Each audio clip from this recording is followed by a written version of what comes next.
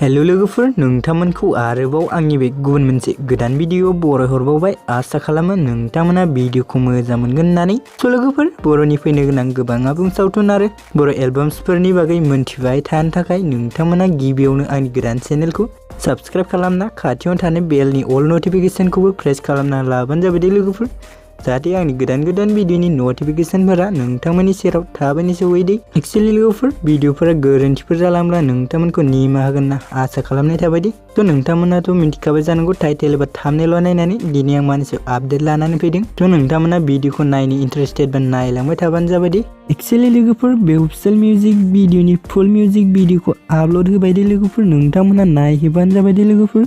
आरो लोगोफोर, बे अफिसियेल मिउजिक भिडिअखौ बड'लेण्ड एन्टारटेनमेन्ट चेनेलाव आपल'ड खालामदों दे लोगोफोर। आरो लोगोफोर, बे अफिसियेल मिउजिक भिडिअनि टाइटेलानो जाहैबाय लनलि। थ' नोंथांमोना जुदि बे अफिसियेल मिउजिक भिडिअखौ दासिमबो जुदि नायाखै, अब्ला आंनि चेनेलनि गेजेरजों नायनो हागोन दे लोगोफोर। भिडिअनि लिंकखौ आं डिसक्रिपसनाव होनानै दोनदों दे लोगोफोर, नोंथांमोना चेक खालामहैबानो जाबाय दे। स' लोगोफोर, दानिया फैदो दि बे अफिसियेल मिउजिक भिडिअ जों गुबै सोरनि फाव खालामनायखौ नुनो मोनगोन होनब्ला। स' लोगोफोर, बेयाव जों गुबै फाव खालामनायखौ नुनो मोनदों बर'नि मुंदांखा एक्ट्रेस बिथां मनिषा मुसाहारि आरो शंकर दे लोगोफोर। आरो लोगोफोर, बे अफिसियेल मिउजिक भिडिअनि रिलिक्स एन्ड टिउनखौ खालामदों शंकर दे लोगोफोर। आरो लोगोफोर, बे अफिसियेल मिउजिक भिडिअनि मेथाइखौ रोजाबदों आल्पिन स्टोन एन्ड बेबी राबादे।